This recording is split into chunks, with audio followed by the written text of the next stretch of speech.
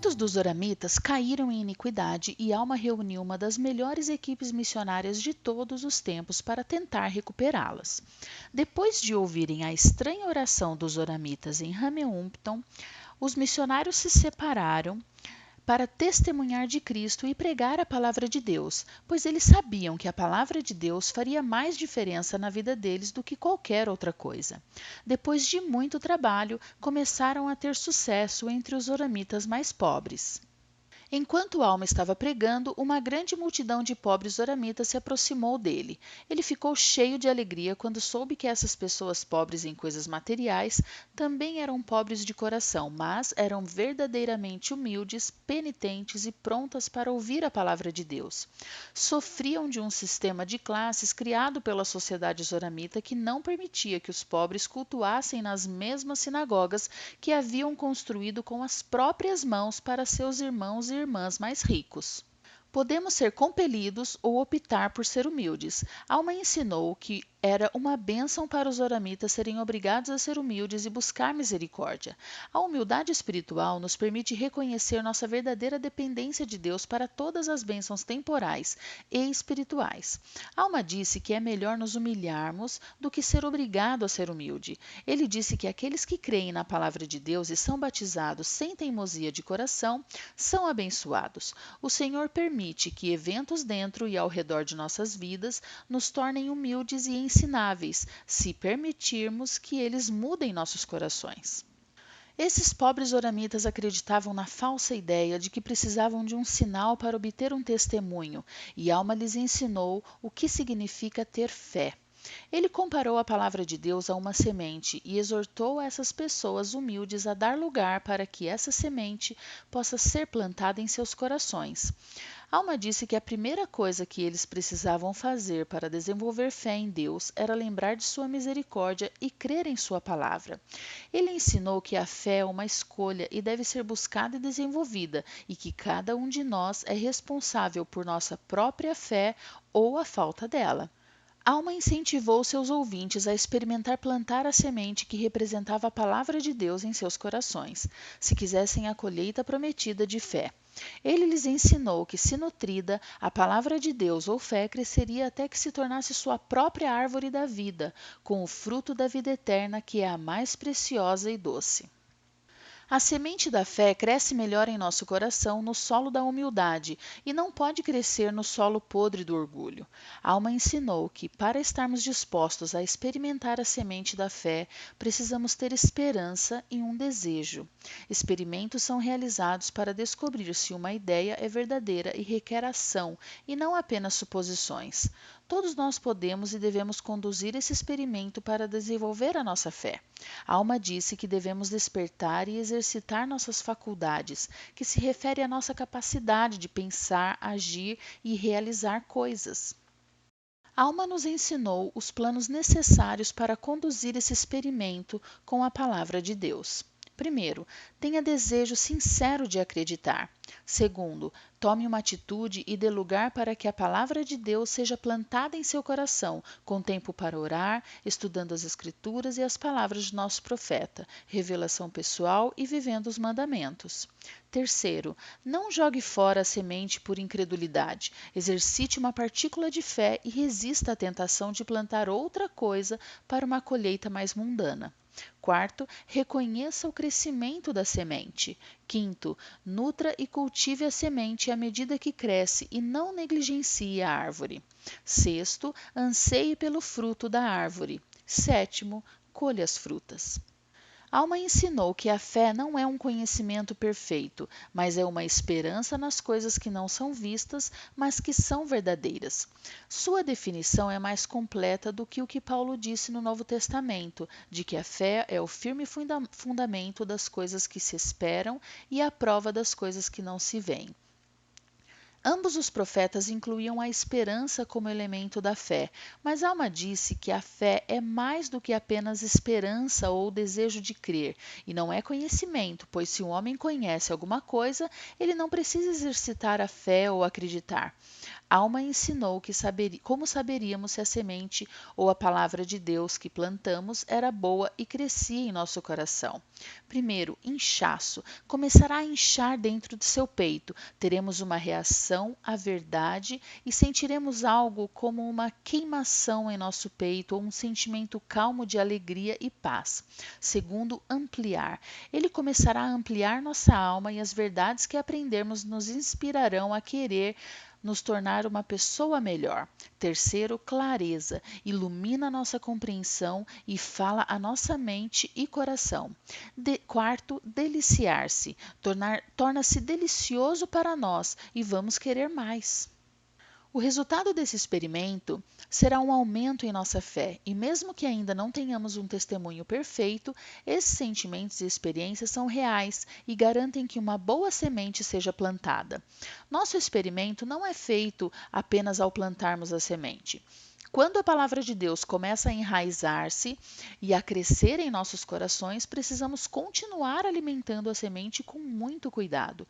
Este é um processo e precisamos lembrar que estamos plantando uma árvore frutífera que requer fé, diligência, paciência e longanimidade. Leva tempo para o fruto crescer para que possamos colhê-lo. Se abandonarmos nossa fé, negligenciarmos a árvore ou não pensarmos em sua nutrição, ela não criará raízes profundas para suportar o sol e o calor e será arrancada e expulsa porque nosso solo ou coração estará infértil e desnutrido. Devemos nutri-lo com muito cuidado, e a rega, a poda, a escavação e a fertilização darão à nossa própria árvore da vida raízes profundas em nosso coração, para que cresça e produza muitos frutos bons e puros da vida eterna. Alma comparou a palavra de Deus à árvore da vida. Na visão de Lehi Neff, era um símbolo de Jesus Cristo e a barra de ferro representava a palavra de Deus que levou ao Salvador. A recompensa final de plantar e nutrir nossa própria árvore da vida é participar do fruto da vida eterna que entra em nossas vidas por meio do nosso testemunho, selamento do templo, respostas e poder que advém da oração, poder do sacerdócio. A árvore frutífera produz bons frutos, caso contrário, só serve para sombra e combustível. Crescer nossa própria árvore da vida é provavelmente a coisa mais importante que podemos fazer nesta vida para nos preparar para a eternidade, e é somente através da expiação de Jesus Cristo que podemos participar do fruto da vida eterna. Quando o Alma terminou, o povo desejou saber de que maneira eles deveriam começar a exercitar sua fé. Ele compartilhou os ensinamentos do profeta Enoque das placas de latão, que testemunharam de Cristo e ensinaram sobre suas ternas misericórdias e foram apedrejados até a morte como mártir de seu testemunho. Alma ensinou sobre Moisés e a serpente de bronze que ele criou no deserto, que era um tipo de símbolo de Jesus Cristo, e nos ensinou a exercer fé nele. Alma também ensinou sobre o testemunho do profeta Zenos a respeito do Salvador. Alma queria ensinar os oramitas a exercer fé em Jesus Cristo, e é por causa de seu Filho que o Pai Celestial ouve nossas orações e afasta seus julgamentos de nós. Quando Alma terminou de falar, a moleque se levantou e começou a ensinar. Ambos perceberam que as pessoas ainda questionavam como deveriam acreditar em Cristo, e a moleque enfatizou o testemunho que Alma havia prestado, as palavras dos profetas Enoque, Zenos e Moisés, e depois prestaram seu próprio testemunho da missão e expiação do Salvador.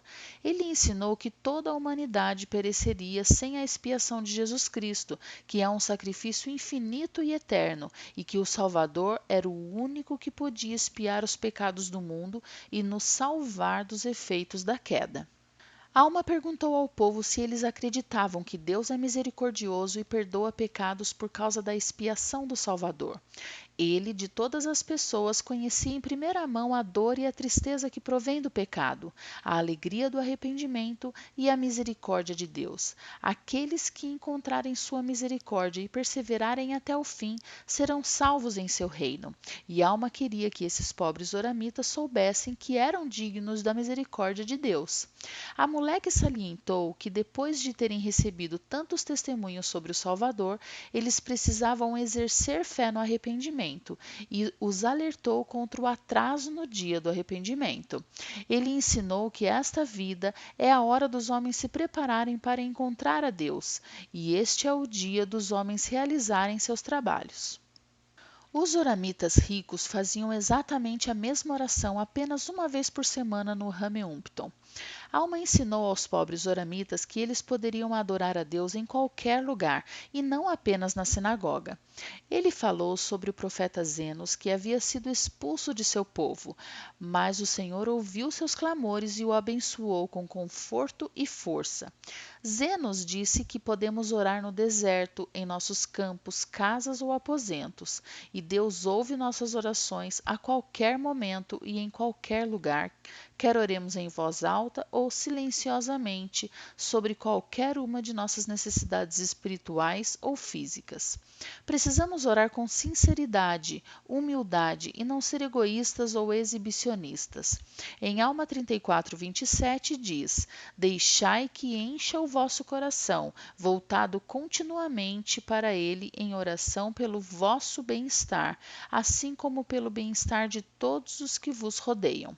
Ao manter uma oração em nossos corações o tempo todo, convidamos o Pai Celestial a nos guiar e mostramos nossa confiança nele para nos dar a ajuda de que precisamos. As palavras finais de Amuleque aos oramitas deram a eles e a nós uma poderosa promessa de que, quando tomamos sobre nós o nome de Cristo, somos humildes, adoramos a Deus em todos os lugares e vivemos em gratidão todos os dias, não seremos levados ou dominados pelas tentações do diabo. Seremos capazes de suportar nossas aflições nesta vida com paciência e com uma firme esperança de que um dia encontraremos descanso delas. Os pobres oramitas foram expulsos de sua cidade e chegaram à terra de Gerson, onde foram recebidos pelo povo de Amon. Fazia 2 anos desde que os antinefleitas, ou o povo de Amon, deixaram sua própria terra e foram acolhidos pelos nefitas, e agora eles podiam demonstrar caridade e ajudar os pobres refugiados oramitas.